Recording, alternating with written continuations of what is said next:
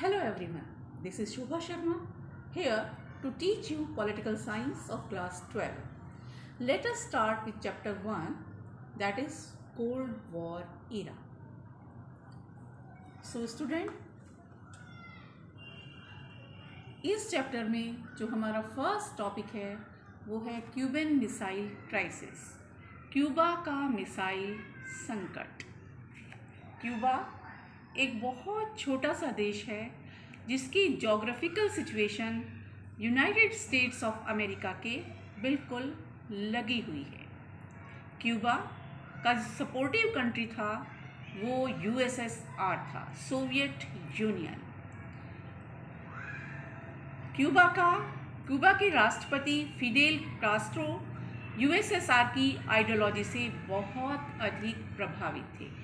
दोनों ही कम्युनिस्ट देश थे। यूएसए पूंजीवादी देशों की श्रेणी में आता था, पूंजीवादी आइडियोलॉजी पर बेस्ड था।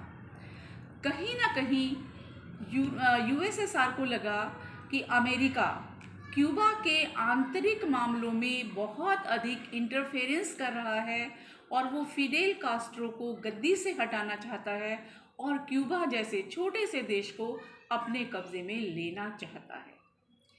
कहीं ना कहीं अमेरिका का अपना हित भी इससे जुड़ा हुआ था। वो नहीं चाहता था कि क्यूबा पर अमेरिका किसी तरह से अपना हस्तक्षेप जारी रखे। इस उद्देश्य को ध्यान में रखते हुए अमेरिका ने नहीं, यूएसएसआर ने अपने सबमरीन्स क्यूबा की तरफ भेजने शुरू कर दिए और अमेरिका को इस बात की कानो कान खबर भी नहीं लगी। क्यूबा में यूएसएसआर ने अपनी मिसाइलें तैनात कर दी और उनका रुख यूएसए की तरफ मोड़ दिया। अमेरिका को 4 दिन बाद इस घटना का पता चला। ना ही उसकी इंटेलिजेंस को इस बात की जानकारी थी और ना ही वहाँ के उस समय के तत्कालिक जो राष्ट्रपति जॉन एफ कैनेडी थे उनको इसका पता चला। इसके उत्तर में अमेरिका ने अपनी सबमरीन्स यूएसएसआर की तरफ भेजनी शुरू कर दी। ऐसा लगने लगा स्टूडेंट्स कि पैसिफिक ओशन उस समय एक तीसरा विश्व युद्ध के लिए तैयार हो गया है। यूएसए और यूएसएसआर दोनों की सबमरीन्स आमने सामने आ गई थी। तीसरा विश्व युद्ध और अधिक भयानक होने वाला था। दूसरे विश्व युद्ध की भयानकता से वर्ल्ड अवगत था। उनको मालूम था कि अगर तीसरा विश्व युद्ध होगा तो इस समय बहुत ऐसे भयानक हथियारों का निर्माण किया जा चुका है जो विश्व के लिए खतरा थे। इसलिए यूनाइटेड नेशन ने इस समय अपना हस्तक्षेप किया और दोनों देशों को समझाया और दोनों उसके समझाने पर, यूनाइटेड नेशन के समझाने पर यूएसए और यूएसएसआर दोनों ने अपनी सबमरीन्स को अपने देशों की तरफ वापस बुला लिया। सो स्टूडेंट्स, इस तरह से वर्ल्ड तीसरे विश्व युद्ध से बच गया।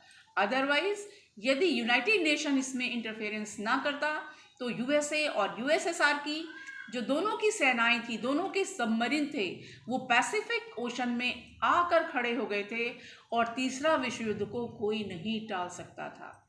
इसीलिए इस घटना को, इस इंसिडेंट को क्यूबन मिसाइल क्राइसिस के नाम से जाना जाता है। स्टूडेंट्स, इसके बाद मैं आपको इसी चैप्टर के नेक्स्ट टॉपिक कोल्ड वॉर के बारे में बताऊंगी। What is cold war? शीत युद्ध क्या है? स्टूडेंट्स, क्या आपने कभी ऐसा देखा है कि लड़ाई भी हो रही है और वो ठंडी लड़ाई है? लड़ाई में हमेशा हथियारों का प्रयोग होता है, गोला बारूद का प्रयोग होता है और उस लड़ाई को किसी भी तरह से हम एक कोल्ड वॉर नहीं कह सकते, शीत युद्ध नहीं कह सकते, क्योंकि हथियारों का प्रयोग होना ही अपने आप में बहुत भयानक स्थिति होती है। कोल्ड वॉर की जो शुरुआत है वो सेकेंड वर्ल्ड वॉर से शुरू हुई थी। सेकेंड वर्ल्ड वॉर के बाद पूरा वर्ल्ड 2 ब्लॉक्स में बट गया था। एक ब्लॉक यूएसए के अंडर था, या यूएसए के में विश्वास रखने वाला था, उसकी नीतियों में विश्वास रखने वाला था, और दूसरा जो ग्रुप था, दूसरा ब्लॉक जो था वो यूएसएसआर यानी सोवियत यूनियन की नीतियों में विश्वास करने वाला था, कम्युनिस्ट आइडियोलॉजी में बिलीव करने वाला था, साम्यवादी विचारधारा को मानने वाला था। ऐसी स्थिति थी कि यूएसए और यूएसएसआर दोनों ही अपनी शक्तियों को दिन पर दिन बढ़ा रहे थे, चाहे वो आर्थिक स्थिति थी और चाहे युद्ध की सामग्रियों को लेकर एक दूसरे से अधिक अपनी शक्तियों को बढ़ाना था। एग्जाम्पल के लिए, अगर कुछ मिसाइलें यूनाइटेड स्टेट्स बनाता है तो उससे ज़्यादा हथियारों का इस हथियारों का निर्माण यूएसएसआर की तरफ से किया गया।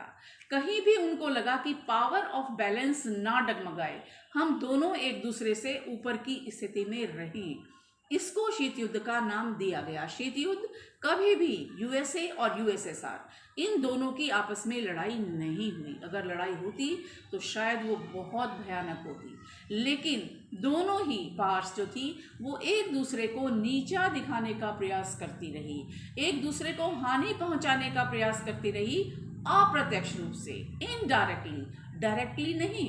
अगर डायरेक्टली होता तो वो लड़ाई हो जाती, युद्ध हो जाता और थर्ड वर्ल्ड वॉर हो जाता, लेकिन ये दोनों कहीं ना कहीं एक दूसरे को आर्थिक रूप से, सामरिक रूप से एक दूसरे से ऊपर जाने की कोशिश कर रहे थे और दूसरे को नीचा लाने की कोशिश कर रहे थे। इसी को शीत युद्ध का नाम दिया गया। यानी कि दोनों में टेंशन्स हैं, दोनों एक दूसरे के ऊपर हावी होने की कोशिश कर रहे हैं, लेकिन डायरेक्टली वार दोनों में कभी नहीं रहा। इसी को कोल्ड वॉर कहा गया।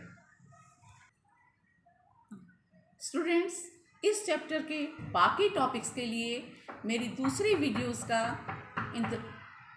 इंतज़ार कीजिए। तब तक do like, share and subscribe my channel.